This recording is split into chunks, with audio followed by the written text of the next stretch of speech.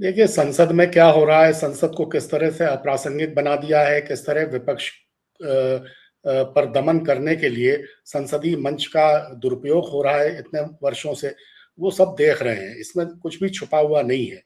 Bharatiya Janata party की सरकार पिछले 11 साल से सिर्फ एक काम में लगी है, वो काम है कांग्रेस मुक्त भारत की स्थापना और हो सके तो पूरी तरह विपक्ष मुक्त भारत की स्थापना। तो उसके लिए वो हर मंच का दुरुपयोग कर रहे हैं। अब ये माफी मांगने की मांग करना, संसद में तरह तरह के हथकंडे अपना करके विपक्ष को दबाने की कोशिश करना, ये कोई नई नहीं है चीज। और इसको अब पूरे देश की जनता इसको अच्छी तरह से समझ चुकी है कि कोई भी ऐसा संवैधानिक मंच नहीं है जिसका दुरुपयोग करने से सत्तारूढ़ दल पीछे हट रहा हो। संसदीय मंच हो, विधायिका हो, कार्यपालिका हो, और बाकी संवैधानिक संस्थाएं हों जैसे निर्वाचन आयोग या कुछ। संसद में एक जमाने में जिस तरह से बहस होती थी, क्या अब उस तरह से बहस होती है?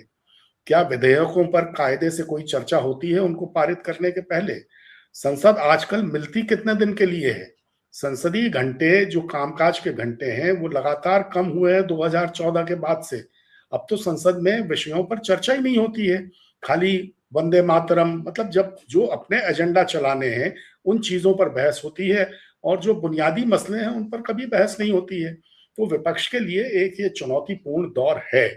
लेकिन धीरे धीरे चूंकि देश में लोग जागरूक हो रहे हैं और उनकी समझ में आ गया है कि ये किस तरह के हथकंडे सत्तारूढ़ दल अपना रहा है, तो मुझे लगता है कि आने वाला समय विपक्ष के लिए काफी अच्छा है। और सत्तारूढ़ दल के सामने चुनौतियां लगातार बढ़ती चली जाएंगी।